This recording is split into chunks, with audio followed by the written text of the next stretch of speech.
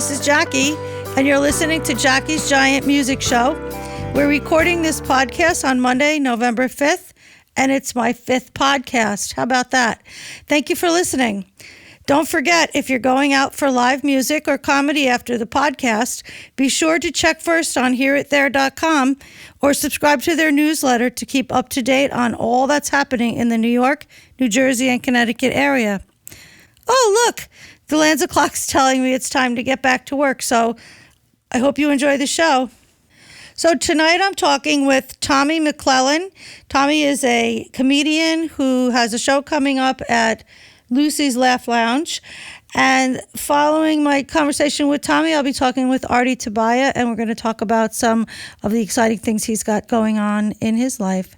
So Tommy McClellan identifies himself as a comedian, writer, and idiot. And I think that's really funny. So you've already got my attention. How did you come up with that last word there? A comedian and writer and idiot? Yeah, I saw that somewhere. I didn't think about it. I just was like, well, I'm a comedian, I'm a writer, I need some sort of third adjective. Idiot seems funny, so I went with that. Well, it works because I liked you right away. I always like that self-deprecating humor. So I watched your first reel that you sent me. I thought it was really funny. Oh, thank you. I think the video that I was looking at really shows a range of comedy. What do you consider yourself more of, like a situational or an improv comic? Oh, no.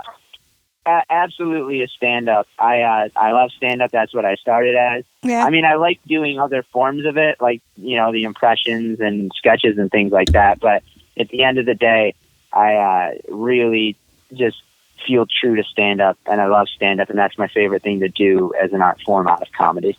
So is stand-up what you're going to be doing on this upcoming album that you're recording at Lucy's? Yeah, so that's I'm going to be recording. It's like my first stand-up comedy album, and it's just going to be a compilation of like my jokes and my act, really. And we're doing 2 shows, one at 6 p.m., one at 8 p.m., and yeah, it's just, all my materials that I have right now, not all of it, but the stuff that I've narrowed down that I think would be my best and that I want to put out on the album. So yeah. And then I might do a little bit of musical comedy on it as well, but it's like 99% of it is going to be just stand-up jokes, things of that nature. You say musical comedy. I saw something with you having a ukulele in your hand. So you play that? Yeah. I have a couple songs. A lot of them are just one-liner bits, but I just do it as like a jingle over music because I think it gives it that extra layer. And then I have like a couple songs that I do, but I don't think I'm going to do it for the album. So you have all your material planned for the album already, or? Yeah, for the most part. I mean, I love interacting with the crowd and doing what comedians call crowd work. Do that just a little bit, just because it always keeps the show fresh and different, and it's just fun to play off people's energies. And I that's my favorite thing. I love talking to people. So I saw you did a gig in some club called Ray's Happy Birthday Bar in Philly. What's that all about? Is that really the name of the bar? That was last night, actually. That was in Ray. Yeah, so it's a bar in South Philly. It's called Ray's Happy Birthday Bar. I did a show there a couple weeks ago, and the owner watched it, and he liked it, and he asked me to come back and do like a headline spot. So that was last night, and that was a lot of fun. That's an interesting title. I feel like it can only go there when it's my birthday. Yeah, if it's your birthday or Ray's birthday, but I'm not sure even when Ray's birthday is. Oh. It's a neat little bar too, because you can still smoke in it, which is not, that's not the norm of bars throughout the country anymore. It's like you walk in and you just immediately feel like you're in a 1980s bar. It's just so smoky, and yeah, it's a really nice venue, and I don't smoke, but then we went into the back and you don't really smell the smoke, and that's where we had the show. So it was good. I thought that would be against the law. I thought there was some kind of law where you were not allowed to smoke in buildings, public buildings. Jesus. Well, maybe Philly is different. Oh, Jesus. Maybe. I don't know. Either that or I just threw somebody under the bus big time. I hope not. Either. Well, I don't know. We'll make sure that this podcast doesn't get heard in that part of Philadelphia. So, yeah, seriously. By the way, can I swear on this, or should I not swear? Well, it depends on the cursing. I mean, I know Facebook and YouTube now have rules about that because of all this advertising that they're trying to use. They don't want you really cursing too much. So speaking of cursing, do you act blue, or what is your standard policy on that? No, not blue. I mean, like, I have some jokes that are blue, but it's not. My act isn't really, I would say, slander filth. It's not what I go to. It's not what makes me laugh. I try to write kind of jokes that a lot of it is just like one-liners, and you won't maybe expect the setup, like the punchline. Yeah. You won't expect from the setup is how I should have said that sentence, but I'm fumbling my words. And but no, I never go into a show with any jokes to just be inappropriate. Like, that's never the goal. That's never the objective. It's always to do what I think is funny and also interesting. And if it turns out being inappropriate, then that's fine. I'm fine doing that. I have no problem doing that. But it's not like the go-to. Well, I have to say, as I said, I watched your video, and you are a very nice-looking, clean-cut person. And I don't exactly remember what you were talking about at the time, but all of a sudden you threw out some curse word. I just bursted out laughing, like I didn't expect it to come from you. So I think it works. Yeah, I mean, yeah, thanks. I mean, I do swear, but it's just sort of that, like, and I love comics that do swear. Like, I think, and that's totally fine, but I try not to do it as much. I only do it where I really think it'll be necessary for a laugh. Well, I'm looking forward to seeing you perform live. Oh, thank you. Yeah, it's going to be a really fun time. I'm excited to do it. It's my debut album, and I'm just excited to make it and put it out there, and hopefully people like it. So, yeah. So tell me a little bit about this. You're working on a website, so I guess we don't have a website address to give away yet. But where can we find you out there on social media? On social media? Yeah. Oh, Jesus. To be Jesus completely honest, cannot help you. I can help you, though. I know your Instagram. I looked it all up. Oh, okay. Awesome. Yeah, that would be great, because I do use social media, but I do need to up my social media game. You told me you looked at my Twitter today, and I was like, holy shit, I haven't used Twitter for over a year. And then I went on my page, and I was like, oh, my God, I have like over 50 notifications. And I was like, oh, man. So I just started using Twitter again today. Well, I was laughing about your Twitter because Tommy Laugh Run 13 at TommyLaughRun.13 or something. Yeah. Tommy Laugh Run 13. Oh, yeah, it is. Yeah, that makes sense. That's kind of my always go-to. Because you run. Yeah, I do run. I love running. That's one of my favorite things to do. And there's a lot of pictures of you running. I like running, and then after running, I smoke a big bowl of crack, so it's a good time. No, I guess the running comes in handy for if you need to dodge some people that aren't getting your humor. Oh, yeah. Seriously. Oh, my God. I've run into 2 situations like that in the past 2 days. Yeah? Oh, yeah. You want to hear the story? So, the other night, and I won't say what bar or anything like that, because I don't want to, fuss. But I was doing a show in a bar, and I walked up to the bartender, and I was such and such here, the owner of the bar, the guy who booked me, and he goes, yeah. And I was like, oh, all right. Can you get do you know where he is? And he started screaming at me. He's like, yeah, I know where he is. But wait, look, you just stop what I'm doing right away. I was like, no, I don't know what he looks like. Like, I was just wondering if he's here. Like, I didn't know if he was maybe sitting at the bar. You could just point it out to me. If he was sitting at the bar, I would tell you. And he was just like fuming. He was so mad. He was screaming at me. And then I'm not good with confrontation, so I was laughing the whole time, which probably made him even more mad. And then he went and got the guy, and the guy was like, "Oh, hey, he's the comic that I booked tonight. I love this guy." And the bartender had no idea. And then the owner told him to get me a drink. So then he had to like go get me a drink at the bar. And I was like, "Sorry, dude." Did you drink the drink? Yeah. I would have been afraid. Yeah, no. I did. So if I die in the next few days, well, we have it probably on with tape. him. It was the bartender. So did you post that on your Instagram account, which is Tommy McClellan Oh, hold 95? on. You're breaking up a little bit there. Uh-oh. Ask that question again. Yeah, I'll ask that one. I wonder, can you hear me now? Oh, no, this is getting to be like a commercial now. I asked if you posted that on Instagram, which is Tommy McClellan 95. I haven't posted the story, but I update my Instagram regularly and just, I try to make it funny and post photos that I like. A lot of it is just photos of comedy, or you can see a lot of photos of my girlfriend. Yeah, she's very pretty.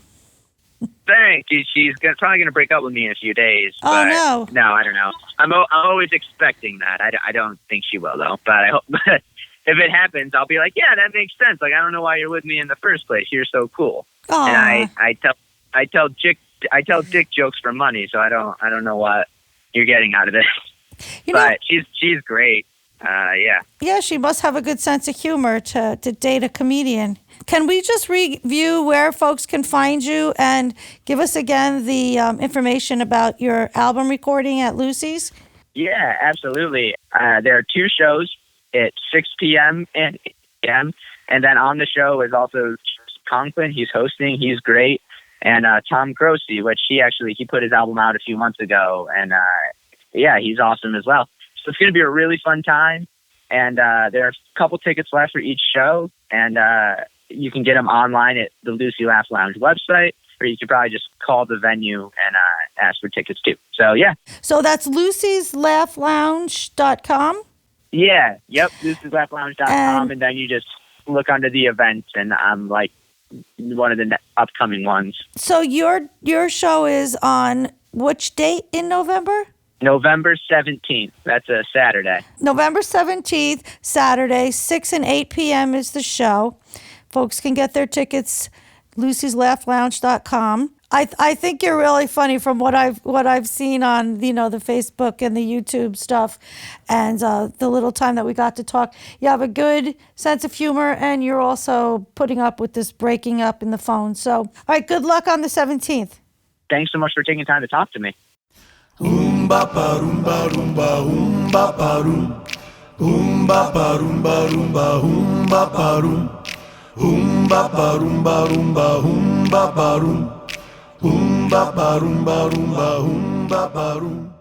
Hi, welcome back. I just want to wrap it up and remind you that I was talking with Tommy McClellan. He is a comedian who has a show on November 17th. That's a Saturday. He's cutting an album at Lucy's Laugh Lounge. You can get your tickets for his performance at lucyslaughlounge.com. The shows are at 6 and 8. And I think you'll have a really good time there.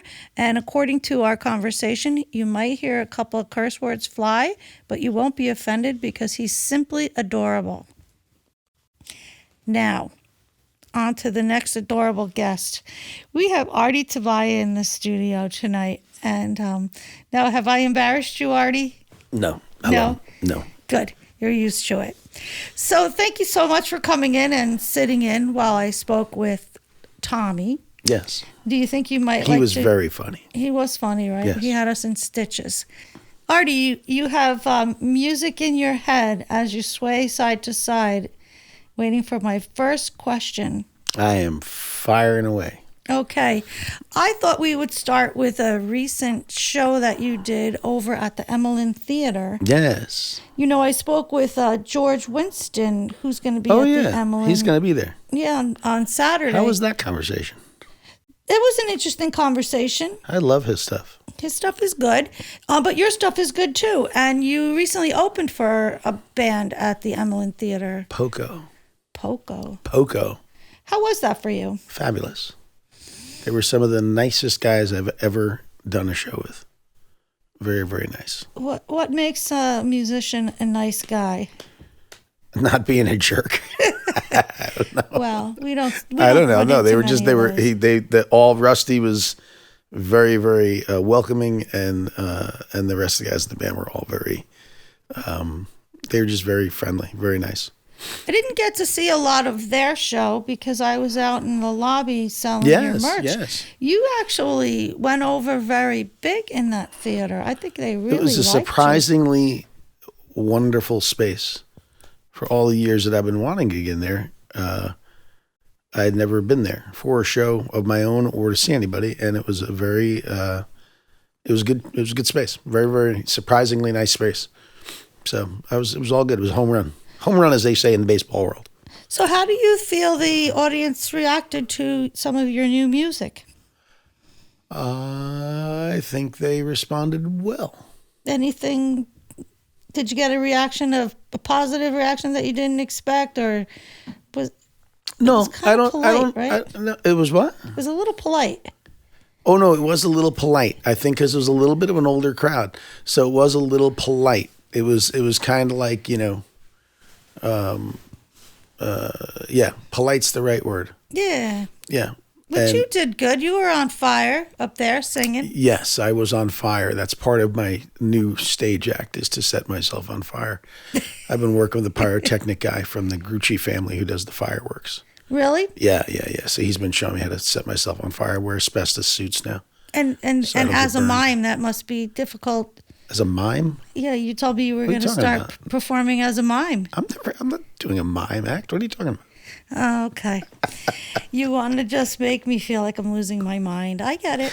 Your mime? You're losing your mime? I'm losing my mime. I lost my mime and my mind. Yeah. So I'll just keep on going. I'm Artie. It was a fabulous night. That was a fabulous night there. It all went really, really well. And the cool thing about that was, out of that, I got offered to do a holiday show that's also going to be at the Emlyn, and I'm going to be singing with a chorus, a choir, a chorus. I don't know which it is, a chorus or a choir. I don't know how to distinguish those two things. I think you're singing in a choir. It's like the difference between a university and a college. I don't know how to distinguish those two things. I don't know what the difference is between a chorus and a choir. I don't know. Well, isn't the chorus part of the song that you keep repeating? Yes, but it's a choral group, which is called a chorus. I don't know. So you're going to be part of a choral group performing at the Emlyn. When is I am. that? That's going to be December on sometime, right? December 8th? I think 8th, December 8th. Yeah, I think it's I right think it's because December that's 8th. my brother's birthday. You mentioned that to me. Right. We're doing it as a special birthday celebration for him. We Oh. invited him. We don't know if he's going to come or not. He always used to get frustrated because he didn't know if people were excited because it was his birthday or Christmas was coming. Oh, It was the day my mother always decorated, so he got well, a lot that of is attention. unfortunate. Yeah. So what are you doing in, I said it again, what are you doing in this choral group? So I'm singing, we're doing a collection of, I guess, some modern songs. Some of them I don't know, but I can only assume that they're like newer pop songs. And we're doing some Christmas songs. And Steph Chin, who's doing the arranging of everything and conducting and, organizing everything, he's come up with some cool arrangements. And we are, kind of doing a choral treatment of some well-known songs.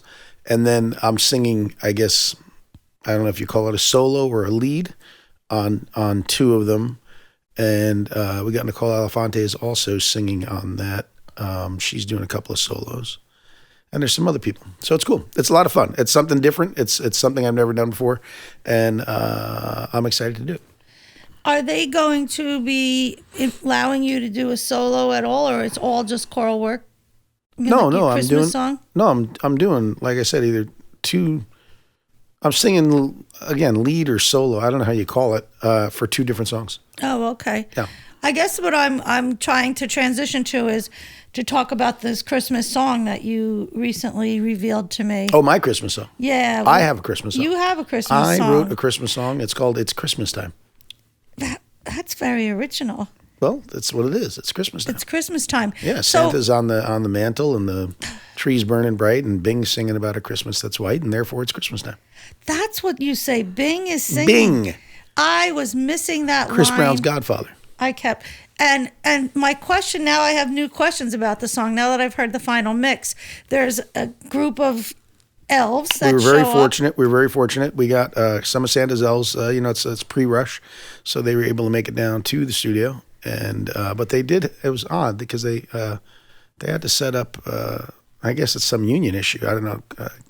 Clauses apparently not too light on them taking time off. So they actually set up a little workshop area, and they were working while they were waiting, and then we recorded them. And then some of that background accompaniment, is that you just overdubbing yourself, or you had What other background people sing? accompaniment? Oh, when I'm drawing a blank right now, but it sounds like the trumpet. It sounds like a trumpet. There's no trumpet. It's you? They can sound like a trumpet. I don't know. I don't know what part you're talking about. Why don't we listen to this Oh, no, song? that's one of the elves. What do you say we play It's Christmas Time, a new song written by Artie Tobia? Yeah. That'd be very exciting. It would be a show debut. I might just get up and dance. Yeah. That's a toe tapper. How's that tempo?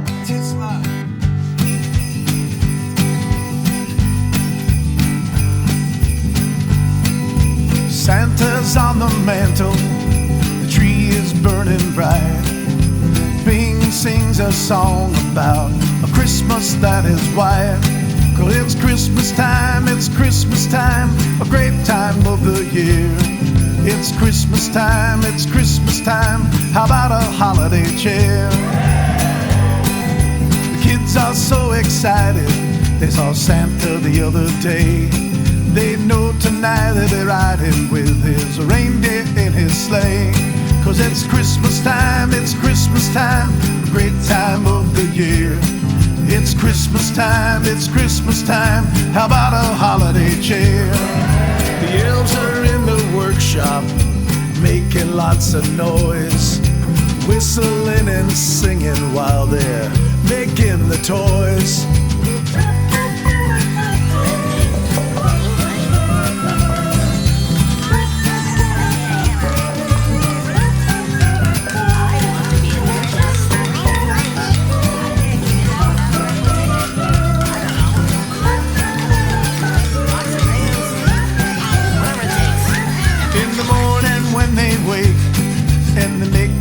Down the stairs, their eyes get big as saucers. There are presents everywhere. 'Cause it's Christmas time, a great time of the year. It's Christmas time, how about a holiday cheer? It's Christmas time, all around the world. It's Christmas time for all the boys and girls. When they're done unwrapping, they spy the cookies and milk he drank, with a little note he wrote, saying thanks for being so good, thanks for doing all your chores, thanks for doing all your schoolwork and so much more. I sure love this day, wish it never had to end. I truly love you, signed Santa, your friend. 'Cause it's Christmas time, a great time of the year. It's Christmas time, how about a holiday cheer? Well, it's Christmas time, all around the world. It's Christmas time for all the boys and girls. It's Christmas time, a great time of the year. It's Christmas time, how about a holiday cheer? It's Christmas time, all around the world. It's Christmas time for all the boys and girls. It's Christmas time, all around the world. It's Christmas time for all the boys and girls. Ho, ho, ho.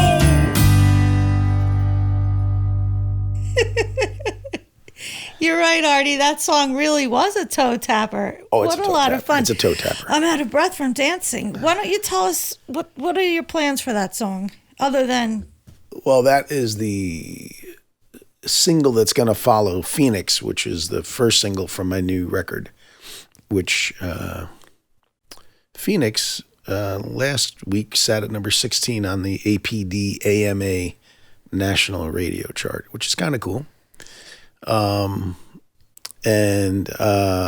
what happens is a lot of those non-com stations, those AMA stations across the country that we're targeting for the radio campaign, they shift to holiday music in November through the end of the year. So we have that Christmas song to kind of keep us in the mix until we release our second single in January.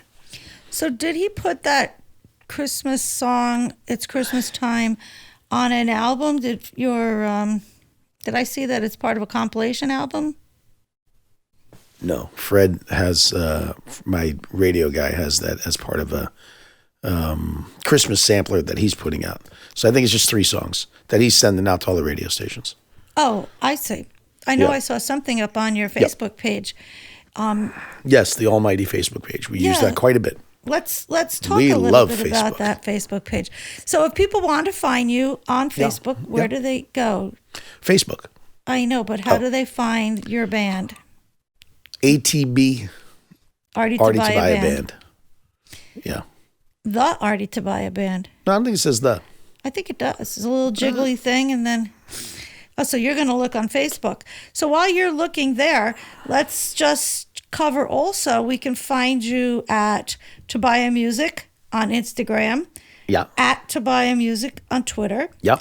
And you have a new website that you just been I putting do. together. I'm actually still running both of my websites, but my new website is tobiamusic.com, which is a new website. And I've been running that since the end of August, and it's been very exciting. So on that website, how is it different from your original website? It's a little more interactive, and it's more of a direct-to-fan website than it is an informational website. So it's really designed to communicate with fans on a frequent basis, with greater frequency. It's really been going very well. So I've been accumulating and growing my fan base pretty steadily since the end of August across the country, which is kind of cool. I know that people can go to this new website. Yeah. And tobiamusic.com. Yes. And they can sign up for a newsletter. They can. And Well, they just they're not signing up for a newsletter per se. They're just giving their email, and then they get a few different offers of things they can take advantage of, and then as we move forward, we will have different newsletters, tour dates, things of that sort. oh, so you haven't actually sent a newsletter out? No, recently? I think I sent one in September, and we've been kind of behind the scenes working on getting ready to release the record. So there hasn't been much to talk about. Though I realize today there is quite a bit to talk about now. So I think I'm going to be putting something together to send it out. If not to just say that you've been on Jackie's Giant Music If Show not podcast. just to say that, as the pulse of the podcast world is now right here and now. Right here in Croton yeah. Falls. Yeah, in Croton Falls. Is that where we are? Croton Falls. Right now we are. Croton Falls. But let's talk a little more about Phoenix and the new release. Mm-hmm. And also what you're doing to promote the album that's coming out. When is the anticipated release date for that album? Well, if all goes well, it's going to release this week. I'm targeting Thursday of this week is what we had as the date. And that will be when we send it out. We kind of invite everybody to participate in purchasing a copy digitally or physically and get that ball rolling. And then we're going to release nationally to the radio stations in January. Where can those that are listening and would like to purchase an album, where can they go?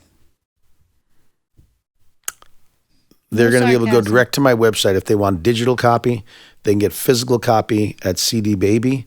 It is currently not on any of the digital formats. I'm holding it out from iTunes and Spotify and those destinations for the time being. So all my other stuff's on there, but Driven is not going to be on there yet. So Driven is the name of the new album. We had Driven is the name of the new album. I think I did, but I don't know. Maybe I didn't, but I think I did. Well, let's just repeat it. It's called Driven. Driven is the name of my 5th album. How Driven. did you come up with that name? Well, I was driving along the road one day when suddenly it came to me. And I was driven to make it the choice of the name of the album. No, I don't know. Because the truth of the matter is we were going to call it Black Mustang, and we ran into some little possible infringement issues with the Ford Motor Company. And we opted to not challenge that or risk that challenge. And so we then came up with the word driven, which we felt had, quite a bit of different meaning to it. So I'm very driven as a person. A lot of the music on this particular CD is very, very up tempo on this album. It's kind of, it's kind of driving, it's kind of moving forward. And it's also the idea that, people in general, if you're chasing your dreams, if you're, pursuing anything, you have to be driven to do that. And so maybe as an inspirational title, we just got T-shirts the other day, and they just have Driven across the front. T-shirts with the album design on the back. Did you bring me one? I did not. I don't have them in hand yet. You forgot all about me. No, I don't have them in my hand, but their design is done. Okay. And so, so that's why we arrived at Driven. And a lot of people use the word driven. If you pay attention, you'll hear a lot of people just in dialogue, whether it's on the news or it's in an interview or it's just, wherever, a lot of people use the word driven. Artie, we've been talking about Phoenix. You brought up how it reached number 16 on the APD AMA charts last week. What do you say we give our fans a listen, or your fans? I don't know if they're my fans. Well, I think they'd be your fans and or my fans. Which give them make them listen. Our fans, wouldn't it? Well, they're your fans initially. And my fans. I think they'd be our fans. Let's give the listeners a listen. I think it's a great idea. Okay. It's a fun one. It's a toe tapper? No, but it's a fun one. Oomba ba roomba roomba oomba ba room. Oomba ba roomba roomba oomba ba room. Oomba ba roomba roomba oomba ba room. Oomba ba roomba roomba oomba ba room. Though I have tried in vain with nothing much to show, I will still be here today and tomorrow, ready to throw myself back into the fire.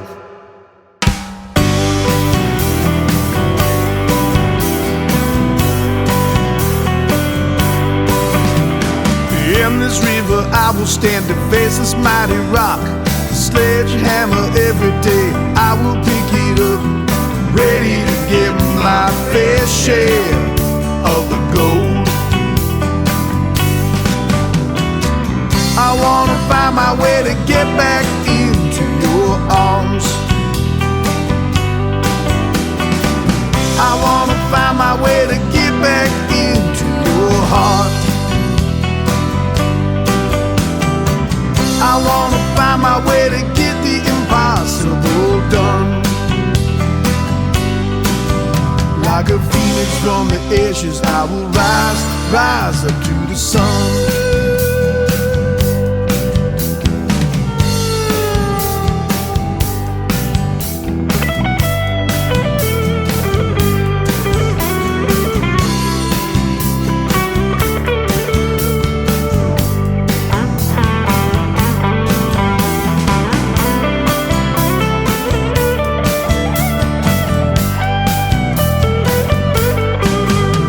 So tell me, what can I do to get myself on top this mountain range of your laws and love, ready to give my last breath up to you. I wanna find my way to get back into your arms. I wanna find my way to get back into your heart.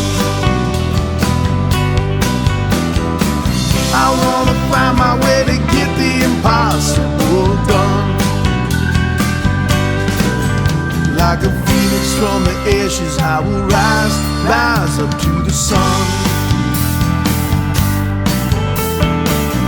Find a way to get back into my arms. I wanna find a way to get back into your heart. I wanna find a way to get the impossible done.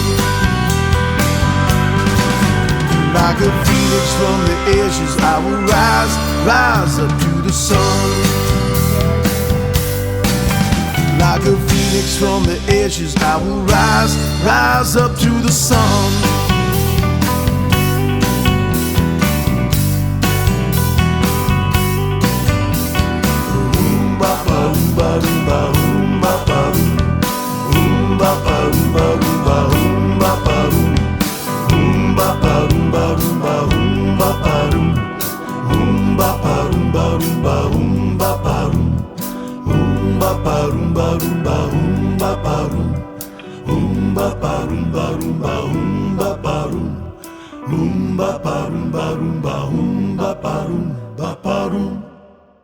You've been listening to Jackie's Giant Music Show, and that was Phoenix, the first release off of Artie Tobia's album, Driven. And I have Artie Tobia sitting here in the studio with me right now. I think I'm putting him to sleep.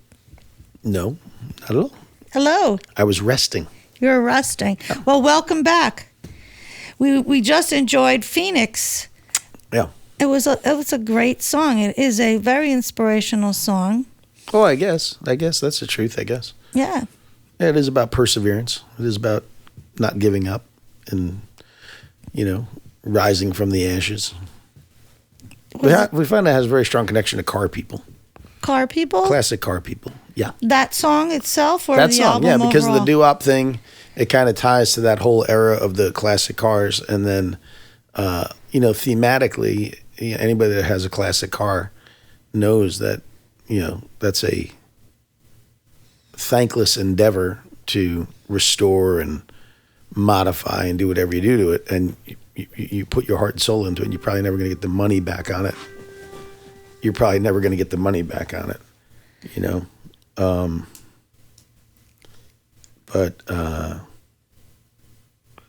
So yeah, we found the ties to the whole classic car set, which is kind of cool. Have you started or are you thinking about doing a video with that first release? Or Yep. Oh, with the first release? Yeah. Yeah, I'm going to have that video in my hand on Friday. Oh, so you did create a video. I got two. Well, I'm not doing it now. I got two guys working on it, and we're going to get together Friday, and they're going to take some shots of me. I don't quite know the plan. I just know that Friday I'm going to make myself available, and they're going to do some final shots, and they're going to finalize the video. And then the Christmas video we're still working on, and Shine On Baby, which is going to be the second single. Brent's working on Brent, who does all my graphic work, is working on a a word video. Slideshow? No, a video, an animation, but the words come up. There's a name for that. Kind of like what they do in karaoke? A lyric video? A lyric video. Yeah, so it's kind of cool. So he's got a lot of it done, but it's probably about almost halfway done. Actually, that's a very good idea to do, given that those words are all references to Allman Brothers songs. Well, not all of it, song, but thematically it's about a show, an Allman Brothers show, and then we reference some Allman Brothers songs within the song. And it's just kind of about, how music becomes part of the soundtrack of our lives.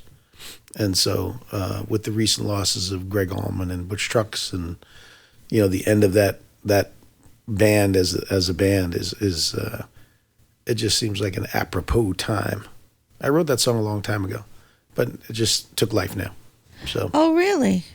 Yeah. It's a nice story. It is a nice story. Okay. It's a very good response. I know it has special meaning for you. Yeah. I guess we're not talking about it. We're not. We are talking about it. I just the special meaning, I mean.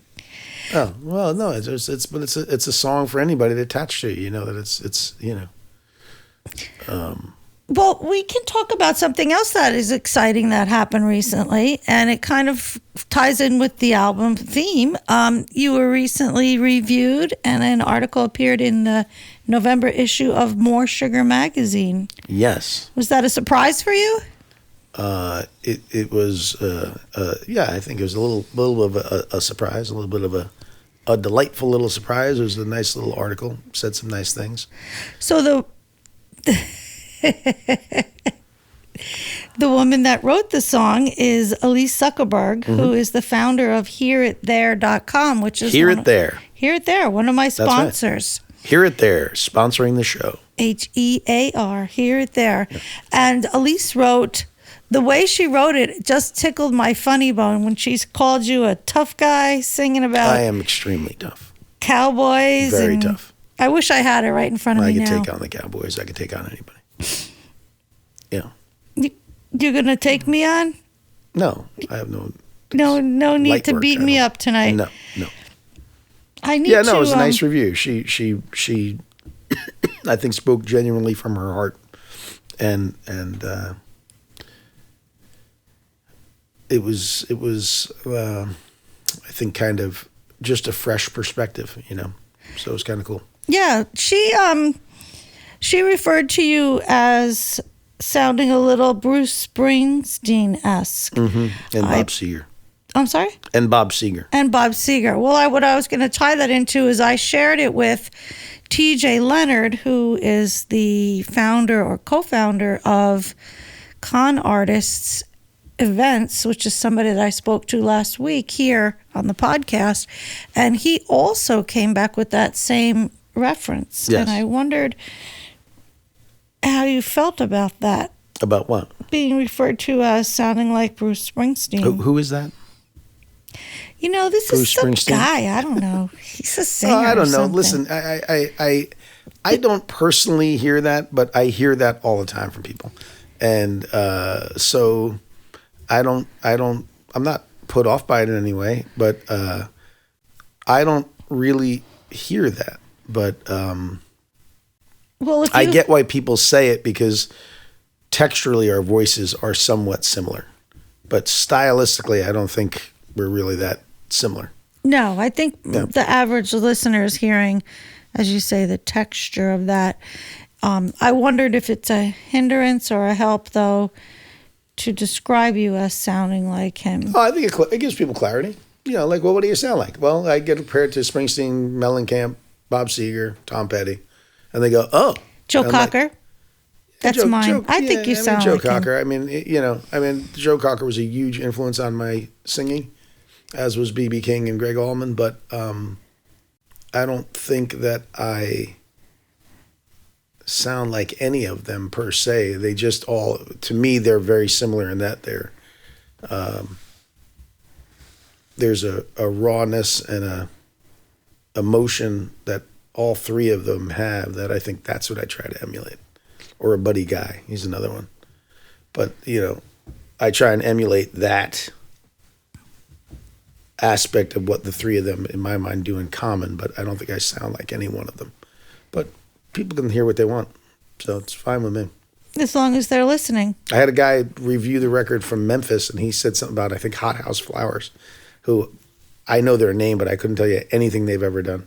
And he also referenced, I think, the Water Boys. Oh. Well, I guess it depends on what other people are listening to. Yeah, I guess. That's what I'm saying. His so region. no, I don't think it's a hindrance. I think it gives people clarity, and it makes them know that I'm not going to sound like, you know, whoever. That doesn't sound like them. Dolly Parton? Well, no, I wasn't thinking Dolly Parton. I was thinking Cher. Cher. Well, I would imitate Cher, but I know your ear would start bleeding, so I won't do it. So what are you, if I say that word one more time, you have permission to just knock me off my chair. What got anything in the works right now new that are you more or less just focused on the current projects? I know what my next 3 albums are going to be, but I'm not working on them anytime soon. You already have the music?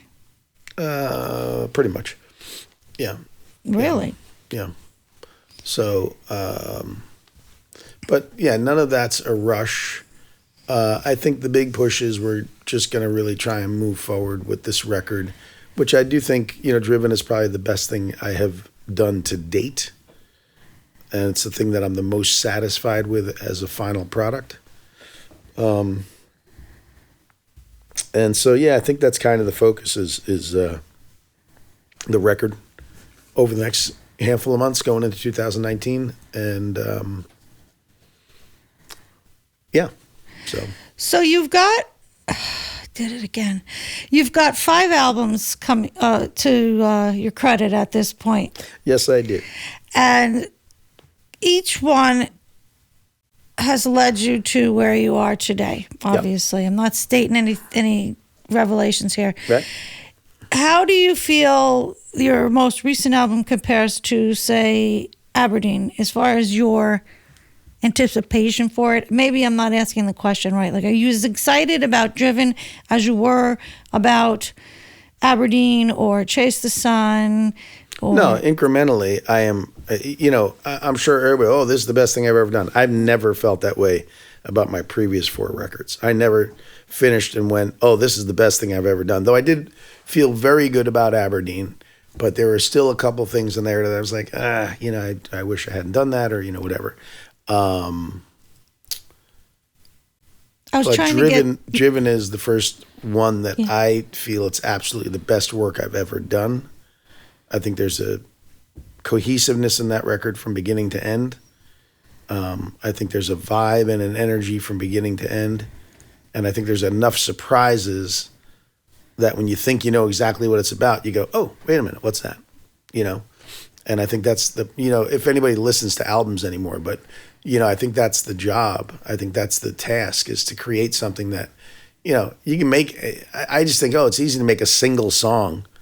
I always loved albums that I wanted to play the album front to back, because every song I was just like, oh my God, every song is great, and I feel like, I accomplished that with Driven, and great in relative terms. I mean, not that people are going to go, oh my God, he's the greatest thing ever, but I feel good about every one of the songs on there. Well, I know the first time I heard it and you asked me to come up with my 3 favorite, after each song I heard, my 3 favorite songs kept changing. I couldn't pick.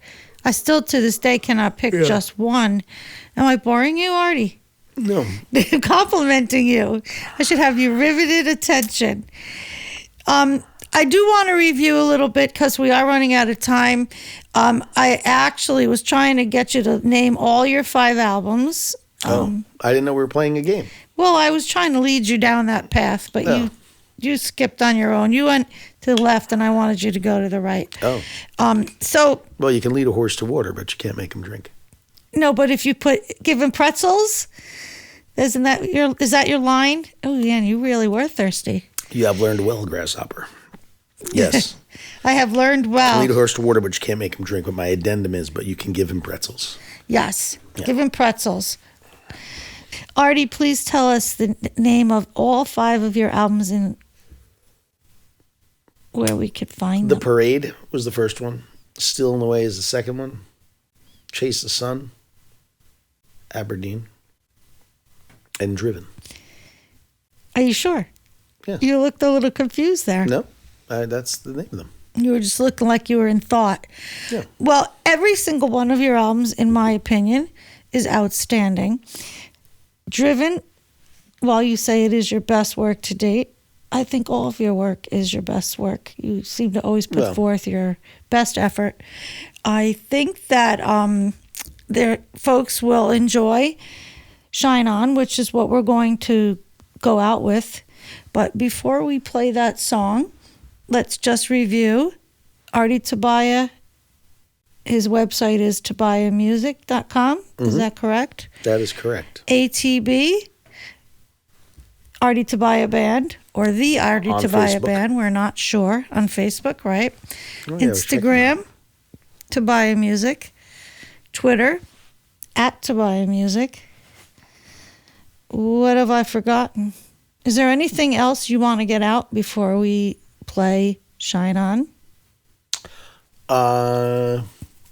No, just looking forward to 2019 and whatever it's going to bring. We are going to be busy. I'm excited. We're going to book you in every venue in the county. Yeah. Yeah. We're working on it. Well, what do you say we put on Shine On, which is an original song by Artie Tobia off his album Driven. And I hope you've enjoyed the show tonight. If you like what you've heard, please subscribe to my YouTube channel at Jacque Roche or follow me on Facebook at Jackie's Giant Music Show. Thank you for listening, and please remember, if you're shopping for insurance, visit the Lanza Insurance Agency. And when looking for great live music or comedy, visit hereithere.com and sign up for their newsletter. That's all, folks.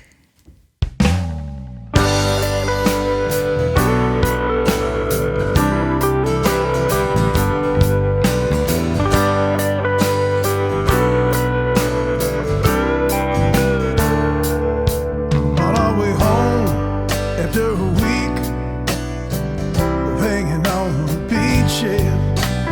One more stop to make along the highway. In a field beneath the stars, there's music on the stage. Me and my girl, we were coming of age.